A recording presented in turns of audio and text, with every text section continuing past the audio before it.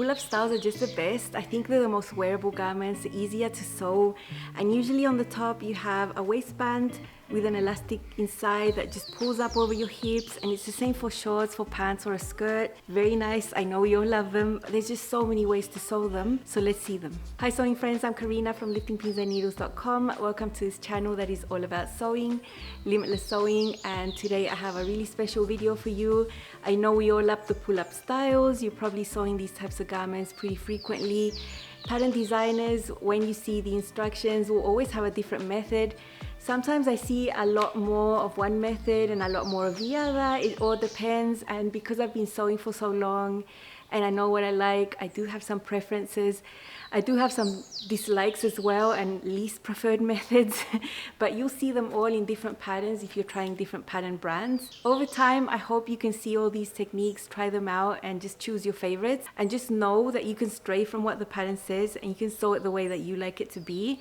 Especially on something so simple as a waistband that has an elastic inside. They all end up looking pretty much the same from the outside, and they're all functional. They all achieve the purpose of having a piece of fabric with an elastic inside that allows a stretch for you to pull the garment up over your hips and have a nice fitted waist. 3 ways I'm going to show you would be applicable also for knit fabric. So when we see them, I will mention that and why. It's just that some have extra seams and extra steps that could be possible with a knit fabric, but would just end up being tricky. It could end up stretching your fabric out and it would just not be that appropriate. Keep that in mind that a lot of these are also applicable for knit fabrics, although all the tutorials and the sewing you're going to see are going to be on woven fabrics because I just seem to sew that more.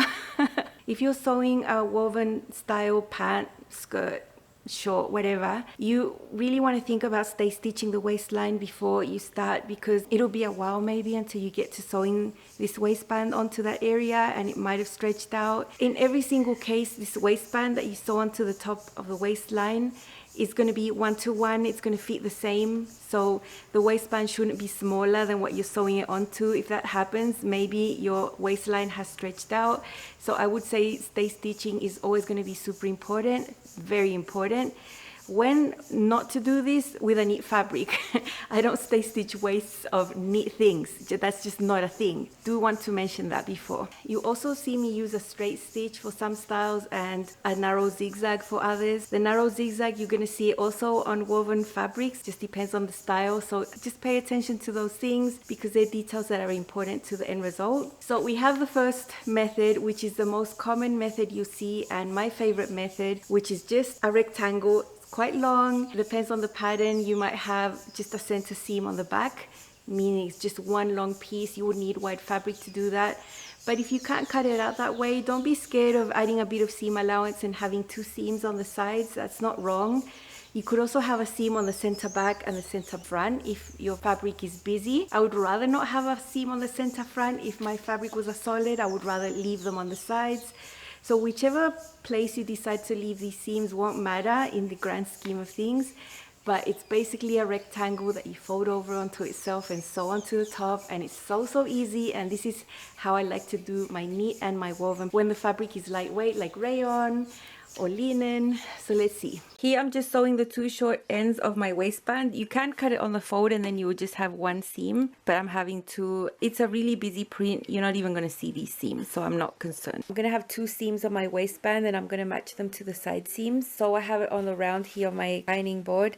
Then all you have to do is fold them lengthwise, wrong sides together, and just fold them and press them, and then you would just have a round waistband to attach to the top of the pants. Super easy. It's like the easiest waistband ever. And this one doesn't need to be interfaced or anything. You actually wouldn't want to because it's going to be gathered, so if it was interfaced it would be super bulky. Just nice soft rayon that's going to feel amazing on the midsection. So nice. I'm just going to have this prepared and ready, set aside for when I need it later. My seams are going to be on the sides, but if you had cut yours on the fold, You could just leave your seam in the center back or wherever you like. You can't really tell, the print is so busy, it's not going to be noticeable. Here I have my pants sewn up, both legs, the crotch seam, everything, the pockets. And what I have here is the waistband pinned on the round. Here you can see it's right sides together there. So it fits perfectly, the stay stitching on the waistline works. What I'm going to do is just sew it all on the round using the 3/8 seam allowance. At the back somewhere, I'm going to leave a little gap, like maybe 1.5 inches open. And that's where I'm going to thread the elastic through. Once the elastic is through, I can close that little gap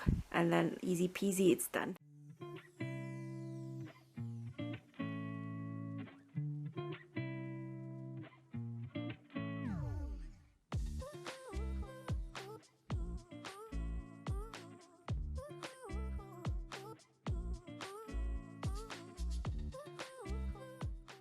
Here I've left a gap open to put my elastic through. So it's easy to access, it's still very easy to go in through the waistband there and put the elastic there. I'm going to do the same with the serger. I'm going to serge from here all the way to there and leave that open. I think it's easier to serge before the elastic is in. This is the inside of the waistband, and here's where I'm going to put my elastic through into the waistband. And all I do is put it in through a safety pin until I'm on the other side, and then I sew it together, and that's it. I'm going to close that and that'll be the end. I've managed to thread the elastic through, make sure nothing is twisted inside, and I've got the two ends together, a small overlap, and I'm going to zigzag them together. Then I can put the elastic all inside the waistband and close this little gap I've left. Now all I need to do is serge that little gap. This one has the most common method that I use all the time. So this is really good for lightweight fabrics. It's a rayon. You can see the seam is catching all the waistband. Over here there's 3 layers of fabric, the 2 layers of the waistband and the waist. But it's lightweight, so it doesn't matter. And then because this elastic was flopping and twisting, I did top stitch those rows down. And this would be my go-to method. This is how I would usually sew these waistbands because it's just easier. Here is a linen pant with the same technique. I think up to linen it's okay to use this technique. The 3 layers in here are going to be too bulky. This one's top stitched. It's easy to see everything here. And it was the same thing. Leave a little gap, close it up at the end. It's just so easy.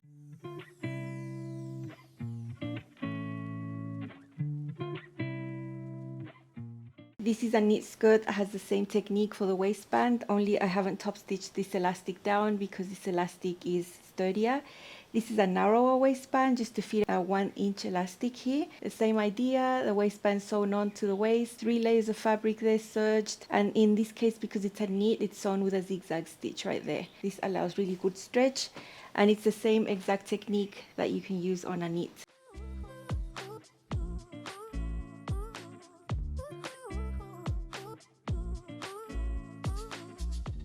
This method for sure is going to work on knit and woven styles. Just remember that if you're sewing it on a knit, use your zigzag stitch to allow that to stretch, and that's the only difference, but it's in essence the same thing. Before we keep going with all these fun waistband methods, I'm going to share the context of this video. This is in the context of the knee release of the Crescendo jeans from Love Notions tomorrow. So keep your eyes open. These are pull-up stretch denim jeans, super nice, super wearable. I know a lot of you are going to like them. And one of the methods you're going to see here is the way that it's instructed in the pattern. So you're going to see that here with red pants, you'll see that soon. And also I adapted another method that I like to sew a second pair of jeans because I found that the fabric was just way too heavy. So I've sewn it in a totally different way that is appropriate for bulky, heavy fabrics. Not part of the Crescendo jeans, but an option as well. So you're going to see sneak peeks of the waistband of my Crescendo jeans. They are amazing. Can't tell you how much I love them. I know you're going to love them too.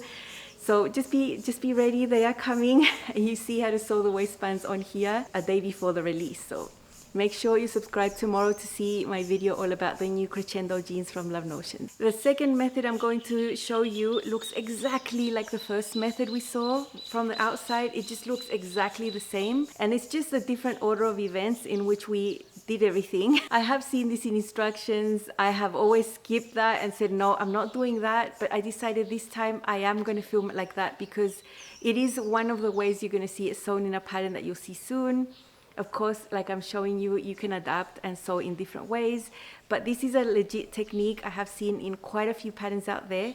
And it just means that you're making the waistband as a unit on its own first and then sewing onto the pants. That means you've already threaded your elastic into the waistband before sewing the waistband onto the pants. So it will look the same in the end, it's just in a different order. So let's see this. Here we have a waistband. Don't let the placement of seams upset you. They can be in different places. They can be in the center back. If you have enough width on your fabric to cut one extended piece, then you're just going to have one seam, and that's usually going to be at the back. Sometimes if your fabric is less wide, maybe you have to end up with seams on the sides. In any case, you're still going to end up with a round waistband that is folded onto itself, wrong sides together like that. So this is what I have with this one.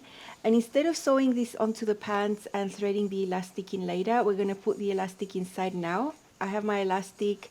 This is what's going to be comfortable for me. I have already united it there with huge zigzags. That's going to keep it in place. And now we're just going to put this inside here. Now I find this method tricky. That's why it's not one of the ways I do this, but I have seen this on many patterns before. So you just put it in here. Once it's all inside, your waistband is going to be crumpled up because the elastic is smaller, of course. So once I have it in here, I'm just going to align my raw areas. The elastic is slightly smaller, as you can see. We still need the seam allowance free here to be able to sew it onto the pants. You can see the outline of the elastic there. So what we're going to do now is just baste on the edge, and then we're just going to have one waistband unit that's already been gathered and everything.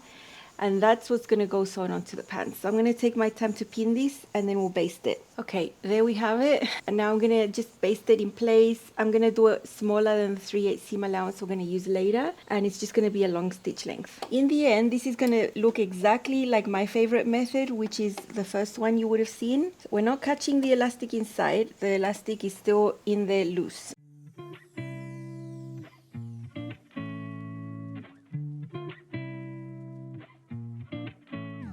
Okay, here we have the waistband unit. The seam is going to be on the center back, and I've marked with a pin where the center front is. Now I've got the waist area over here. I'm going to slide the waist area into the waistband, matching up these pins here. This is the front. I'm matching it up with the front. This one matching it up over here with the back where the seam is. These are always 1-to-1, so they should match, but because it's already gathered, you can see it's smaller here. Over here you have marked the quarter that's going to match the side seam. That's marked on the waistband. If it's not marked, you can divide your waistband into 4 and just do it yourself. And I have a mark on the other side here as well. Okay, so now we're going to sew this on the round here. And it's sort of like sewing a knit waistband, because you're going to be stretching the waistband to match the waist underneath, just because the elastic is already in here. Now I'm going to be doing this seam with a zigzag. It's not quite a shallow zigzag stitch. If I wanted it shallow, this would be 0.5, which would make it look flatter. It's a little less flat. It will give the stitch a bit more stretch, and that's going to be my stitch length. You can see that I'm stretching the waistband that's on top to match the waist at the bottom. I'm not catching the elastic. The elastic is still loose inside the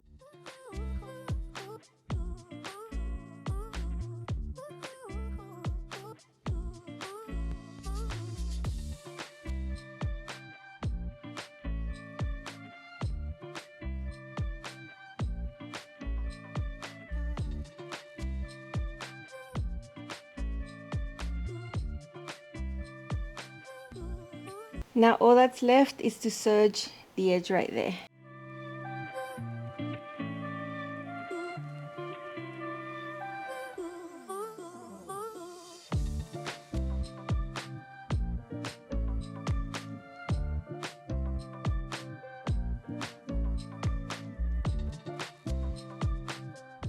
That's how that looks, and you probably can't see the narrow zigzag. This will allow some stretch, and I'm going to be able to pull this up over my hips. This is a stretch woven. The pants are fitted, and this is meant to go over my full hip, and it's meant to stretch. So that's why I've done the narrow zigzag. But if you're doing this technique on a wider type of skirt or pant where the fabric doesn't stretch to go over your full hip, then just do a regular straight stitch there. That's something that you can change and adapt depending on what you're sewing. If this was a knit, I would do the zigzag stitch as well, and for a stretch woven if the garment is super fitted like this one. Here are these pants that from the outside look just like the technique we've just shown, my favorite one. It's just that the waistband unit was prepared separately with the elastic already inside and then sewn onto the waist instead of threading the elastic later. But in the end it looks exactly the same. We still have 3 layers of fabric here, the waist plus the 2 layers of the waistband. Because this is a stretch woven and it's meant to fit over my hips and stretch a lot, I did that seam with a narrow zigzag right there. If you were doing this technique on something looser, then just do a straight stitch. If it was a knit, I would use a zigzag as well. This will allow everything to stretch here because these are fitted pants that have this waistband right there.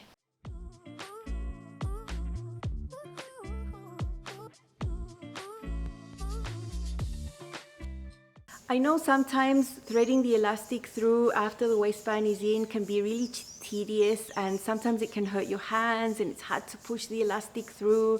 Sometimes it can get stuck on one section and you can't get even gathers all the way around. And I admit that that is a little bit fiddly once you're done sewing the waistband in my favorite ways. So if you really struggle with that elastic, maybe you would find it easier to put that elastic inside like you saw here. Have that unit already done. It's easier to manage an elastic just inside a waistband than with the whole pants attached. So this might be easier for you, and if you've never tried the method, maybe it's worth you trying it and seeing if you enjoy it. And you might.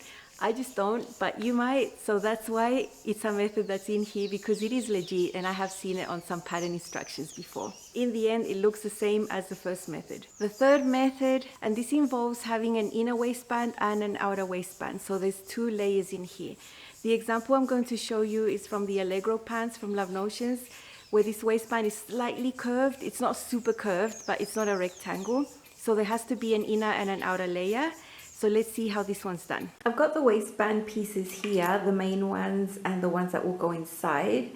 And I've just pinned the sides there on both of them. The main one, I'm going to sew it with 3/8 of an inch and press the seam open normally. The one that's going to go inside, I'm going to sew one normally, and one of the others, I'm going to leave a gap there. I'll sew a little bit there and then a little bit there and leave a gap in the middle, because that's where the elastic is going to go through at a later stage. I have marked really clearly the direction of these waistbands. They are slightly curved, if you can see there. Not terribly so, but slightly curved. I've sewn all the waistbands, those little seams there from the main waistband and the lining waistband.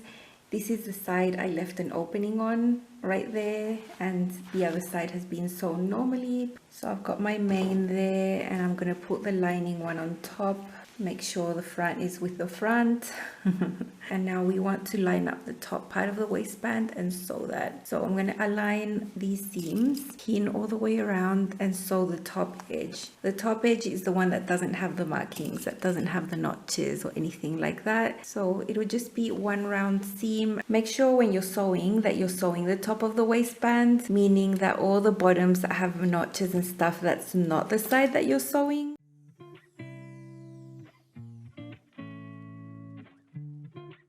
So I've sewn the waistband. I have sort of opened it there and pressed the seam allowance towards the lining. So you can see it there, it's pressed towards the lining waistband, or the one that's going to go inside.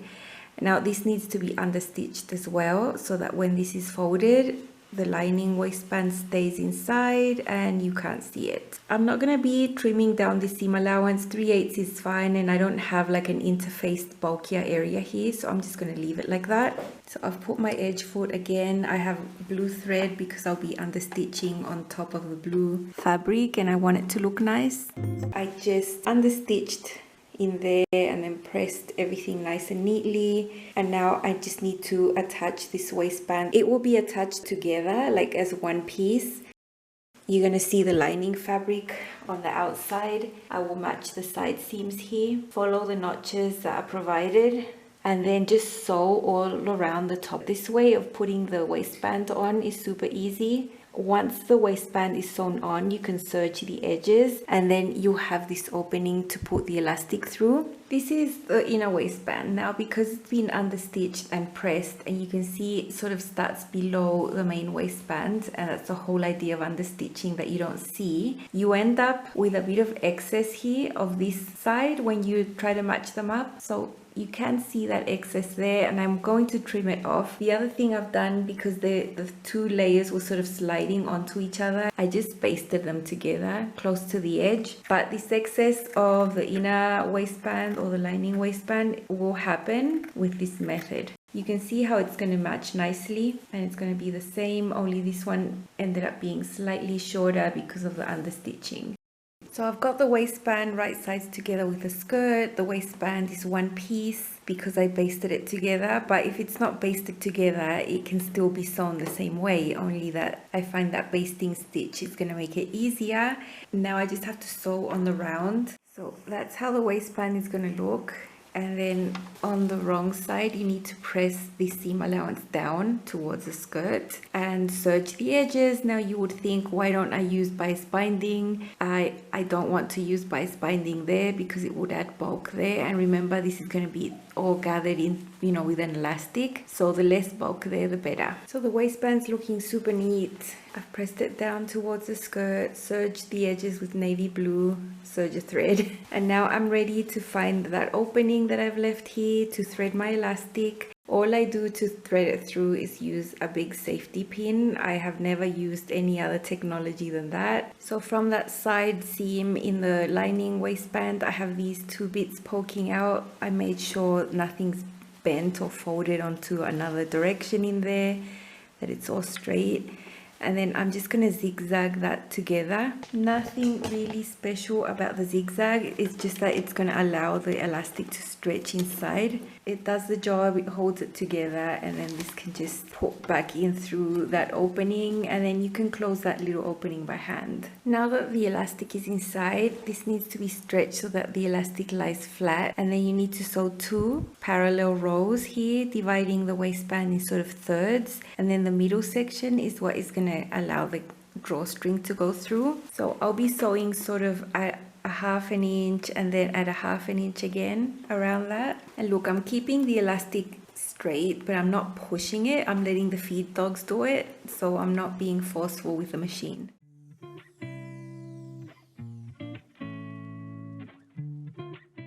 So I've got pink on the top and blue on the bobbin. And now I just have to do this one more time, sort of in the middle there. This is how this waistband looks. From the outside, I have the main fabric. That's what I used for the outer. For the inner, I used a lighter weight chambray. Fabric is heavy-ish, so if I was able to reduce bulk by using a different fabric inside, it's okay. You can see that the understitching keeps this inside, and no one's ever going to see it when you wear it if you tuck in. So just edges right there. The elastic is caught within those top stitching rows, and everything's super neat. This one has a drawstring, so in an early stage there were buttonholes made, and then this middle row here became a casing. It's not part of the tutorial because sometimes you see this, sometimes you don't.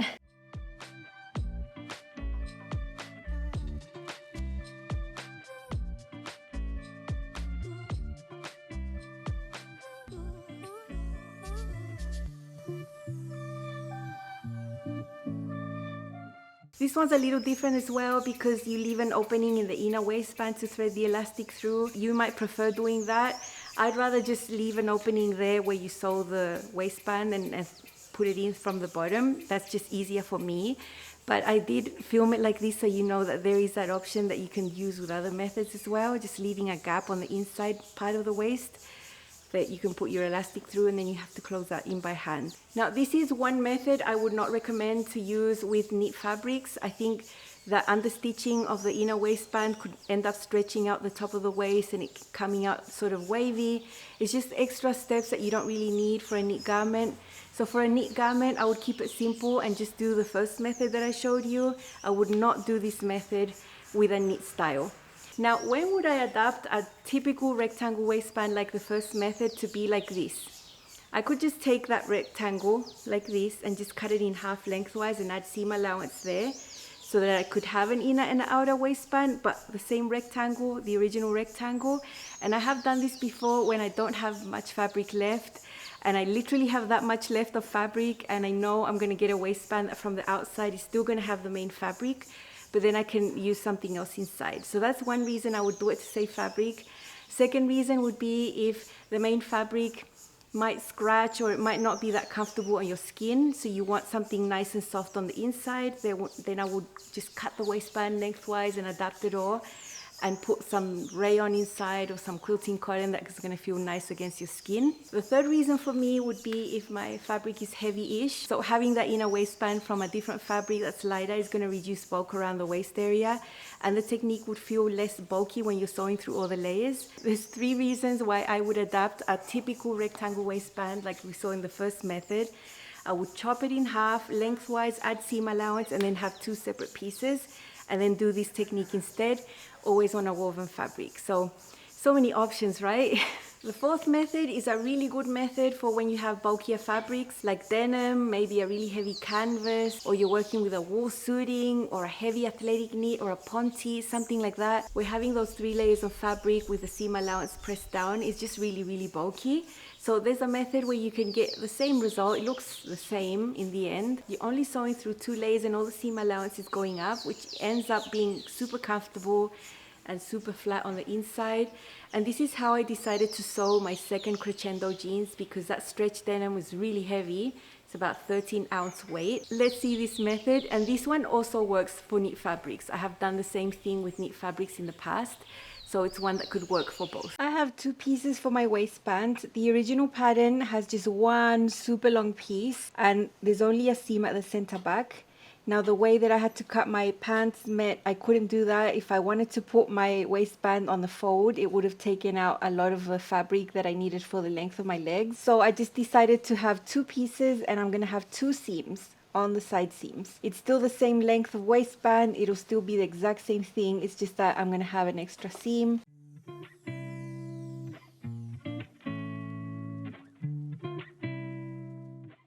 I've been to the iron and I pressed the seams, then I pressed it onto itself lengthwise, so I have a round waistband. Remember, it's the same if you just have 1 long piece, it's just that the seam is going to be at the center back. I'm going to choose one of these long ends, and I'm going to choose one of these edges and serge it, and once I've got that edge serged, I'll be right back. As I serge, I'm trying real hard to not trim away anything because I want the full width of the waistband here. I don't want to lose any of it with the blade. The way I'm going to do it is super easy, and it'll just turn out less bulky at the waist. It'll look the same from the outside of the jeans, so nothing will look different. So I've just extended all of this, left my serged area hanging over here, and aligned the raw edge of the waistband around. I've pinned it. I've got side seams over here on the waistband. You probably won't. You'll just have a seam here on the back. This fits 1-to-1, so you don't have to stretch the waistband too much. It should have the same circumference. And I'm going to go ahead and sew this with a narrow zigzag so that it allows stretch. This is my zigzag setting, and usually when I sew narrow zigzags, I want it really narrow.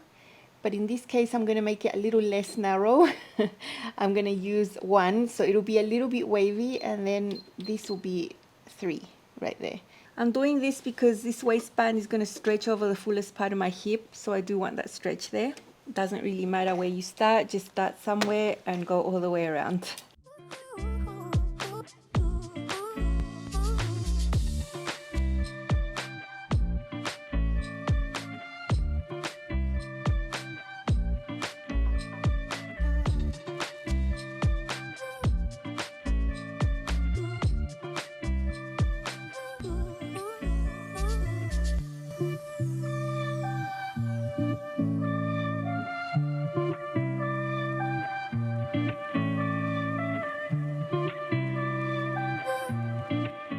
Okay, that's how that looks. So it's not a really tall zigzag. It's still flattish, wavish, but not as flat as the ones I do sometimes. And this totally stretches. It's going to allow this to go over my hips without popping stitches. I'm going to go to the iron now and press the seam allowance up like this towards the waistband from the right side up like this. And then this memory crease I have over here is just going to fold over to the inside.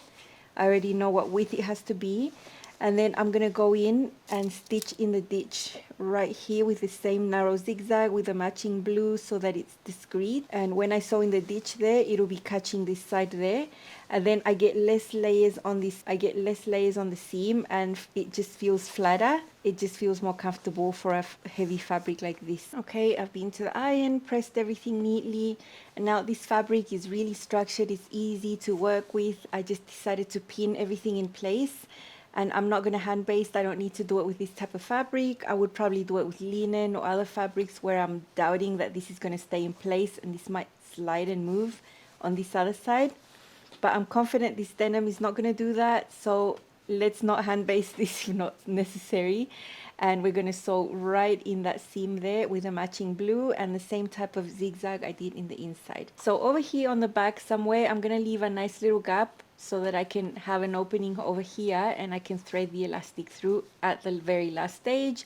Once the elastic is in, then I can come back and close that little bit right there.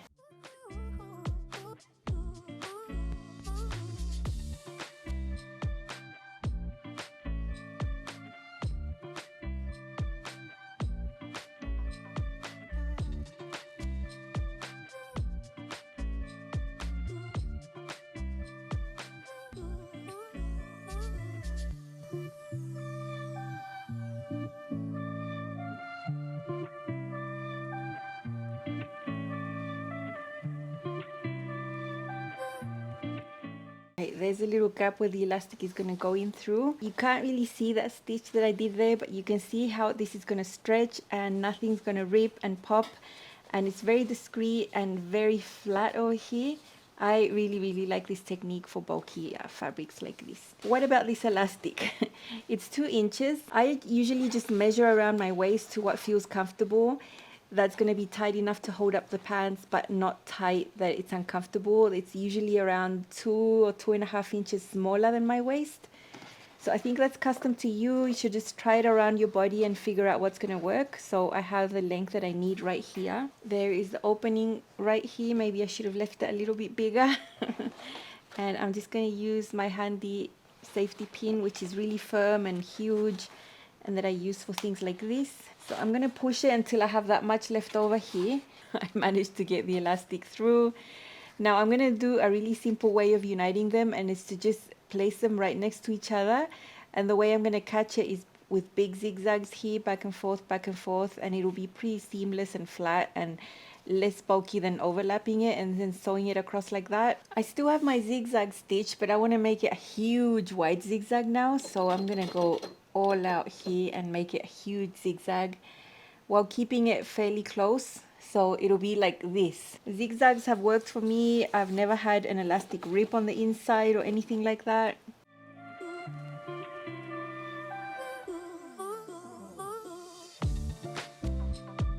Now I'm gonna get this back to how it was. That was one over here. I'm gonna tuck this back in here and sort this elastic out. So over here I can clearly see where I stopped right there. So now I'm gonna finish sewing this little bit, and that'll close up this gap that I have right here.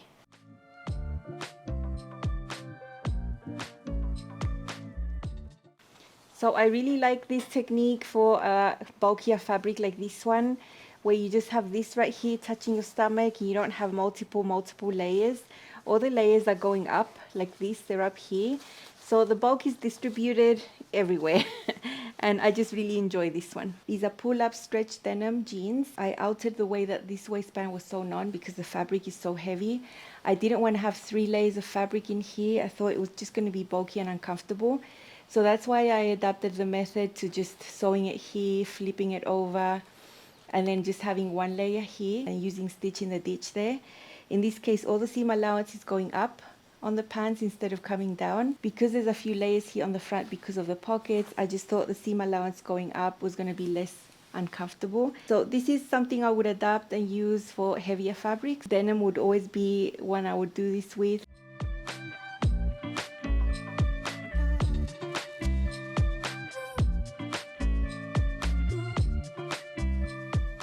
Now I've done the exact same method with this skirt that is a really heavy athletic knit. I thought would also benefit from having less bulk, and just 1 stitch in the ditch there, catching 1 layer of fabric and all the seam allowance going up like this. So this could also work for a heavier knit fabric like ponte or a heavy. It just feels so much nicer on to not have all those layers there rubbing against you.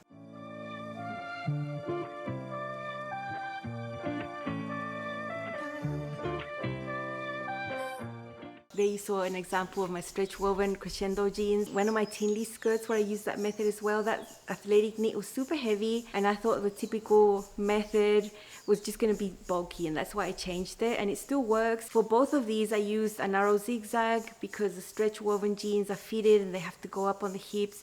But if you're using this method on a looser style, then just use a straight stitch. The next method I am definitely not a fan of. I've seen it in instructions, I've seen it in ready to wear.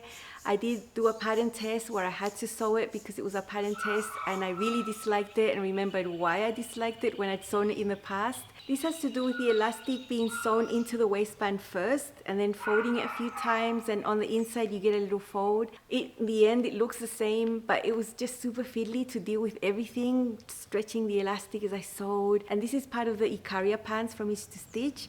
I sewed a second version of that one and then just did another method, and it ends up looking the same. But here it is for you to see. I know a lot of people like this one, so maybe give it a go. It might not be fiddly for you, and you might end up liking that result of having the elastic caught in there. So let's see this one. I'm going to have a center back seam on my waistband. I was able to get all of my waistband in just one piece. Your fabric doesn't have the required width. You can have a seam in the center front and the center back if you want. I've interfaced my whole waistband, and I'm going to match the seam of the waistband with the seam of the shorts, right sides together. As you can see there are notches to match on the side seams on both of the ends of the waistband. So we basically have it pinned on the round here, matching all the notches. It matches 1 to 1, it should match exactly, and we're going to sew this all together. Up to now it looks like your typical waistband technique. It would look like any other waistband you're sewing, but once we sew this, it'll get quite different.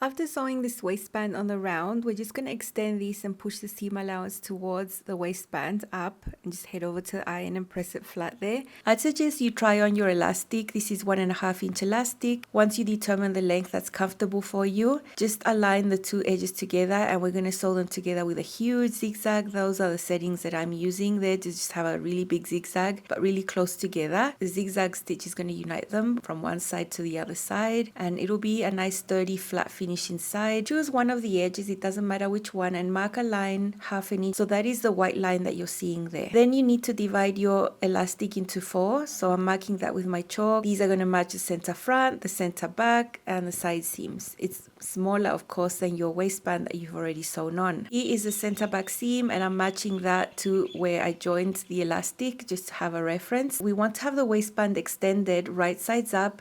We want to slide the elastic behind it and match it at that 1/2 inch line that we drawn. So we basically want 1/2 inch of the elastic behind this waistband. Make sure it's exactly like you see it right here, right side of the fabric up, and you're seeing the line of your elastic along the edge of this waistband. I'm going to match those at the 4 corner points of the waistband with the elastic. I found this a little fiddly to manage because you're basically stretching the elastic to match the waistband, but the elastic is underneath the waistband. This is done with a basting stitch, just a long stitch length, and that unites the elastic to the waistband. It'll be fixed right there. You can't really do it the other way around, or else you wouldn't be able to align the raw edge of the waistband against the line that you have on your elastic at 1/2 inch. Now all we do is extend this, fold it once like that, and then fold it again. That is how it's going to be finished. That second fold there is actually going to cover the seam. Remember, we'd press the seam allowance towards the waistband. So let me just show you this done again from another angle. Look at the top of the screen. We have everything extended. We fold it against the edge of the elastic. You can see the fabric is going to be inside. That will give you a neat result.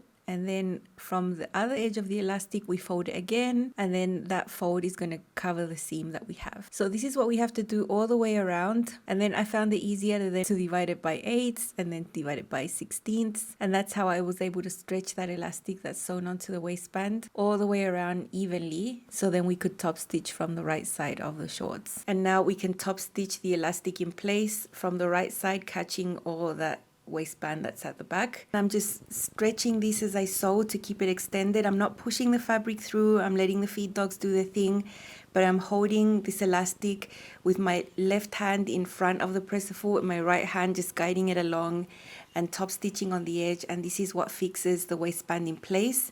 The elastic is inside, it's already caught. the fabric inside is folded in double anyway, so you're going to be sure to catch it. And that is how this waistband is how it looks. It's been sewn right there on the edge, and on the inside everything is caught because it's a little longer inside. It's meant to be like that. After that, I did the same process and just sewed a couple of extra rows inside this just to keep that elastic from moving sideways. These shorts have my least favorite technique. It looks the same from the outside. It's still a waistband with an elastic. The only difference was that the elastic was sewn onto the waistband first, and that created a fold.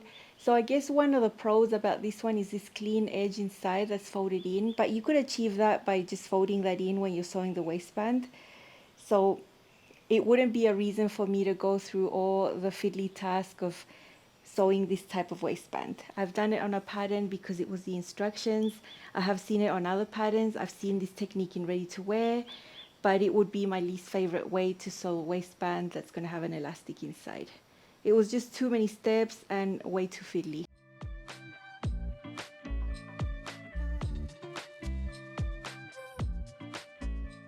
I know I won't be sewing this method ever again because I'd sewn this method in the past and I always knew I didn't like it. So I sewed it for you so you can see it. It's good to have options. But in the end, if you know what you like and what you don't like, you don't have to put yourself through methods that are just not fun for you. Sewing is supposed to be enjoyable, and when you find the ways to sew that make you happy, just go ahead and choose those. The sixth method, basically the waistband is still going to be a rectangle with seams like all the rest. You're going to sew one raw edge to the waist, wrong side to right side, and then flip it out to the right side, fold that edge, and then top stitch, and that gives you a folded edge finish on the inside and the outside. So let's see some footage about this. I'm going to be attaching this untraditionally, so I'm going to show you. Okay, I've pinned the waistband to the waist and it's going to look super wrong. This is the front center seam, and behind I have a waistband that I have attached right side of the waistband to the wrong side, as you can see there. So you have the right side of the fabric here and the wrong side there, and in there right to wrong. And now when I sew this together at 3/8 of an inch, I'll be able to then push the seam allowance up and bring this that has already been pressed right there on top. And so then I can match that little seam I'm gonna have and have this cover it by like 1 millimeter, and then I can repin it, and then the top stitching that I do for this waistband will be catching this on the visible side where I can see it on the right side. And at the back here it will already have been sewn on. I have sewn that center back seam of the waistband there that is going to match the center back seam of the culottes there. Pressed it open. I've just got to sew this on.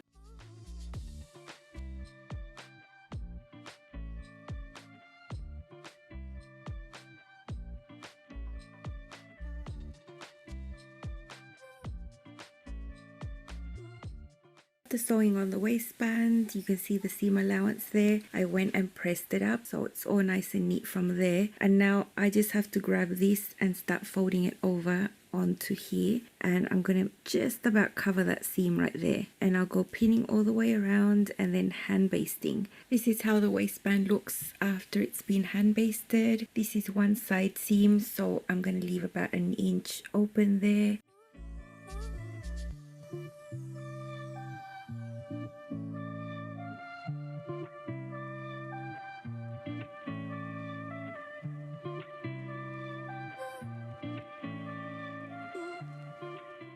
This is one of the side seams there, and I have an opening where I'm going to put this elastic with a safety pin through there, and then keep pushing this elastic across this whole waistband until I can get the safety pin out of this opening.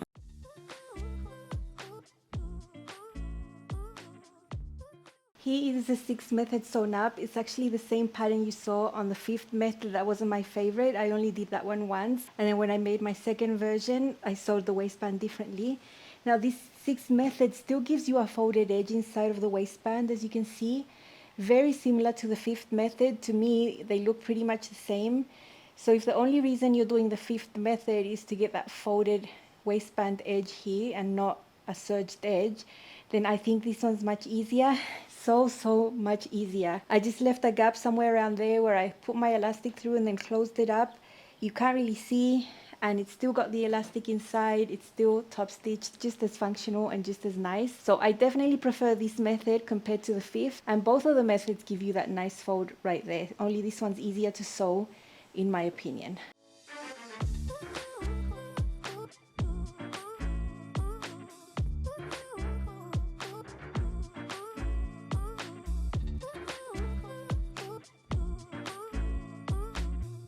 That would be the sixth way that I do like, depends on my mood.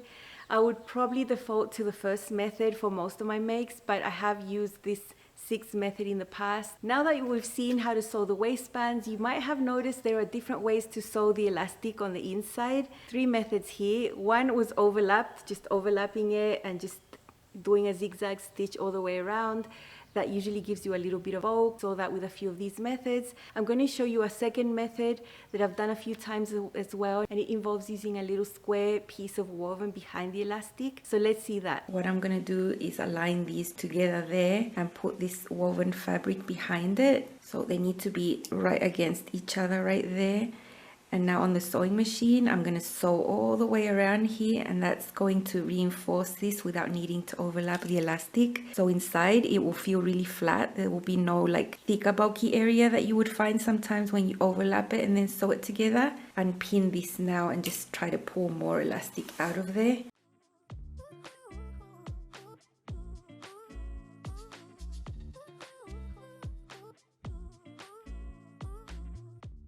Doesn't need to be pretty.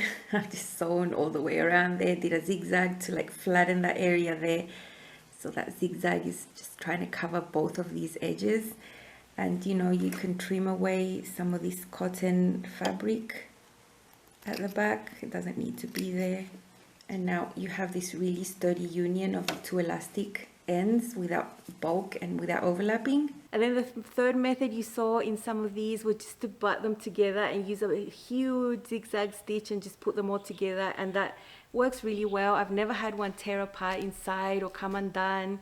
Usually just doing that huge zigzag stitch over and over and over is enough to keep that together, and I think that's a really flat, neat result that is easier than using the woven piece of fabric inside and all of that. So 3 ways you can finish this elastic on the inside for you to choose, and you can do that with any of these methods that you saw here. I hope this was helpful.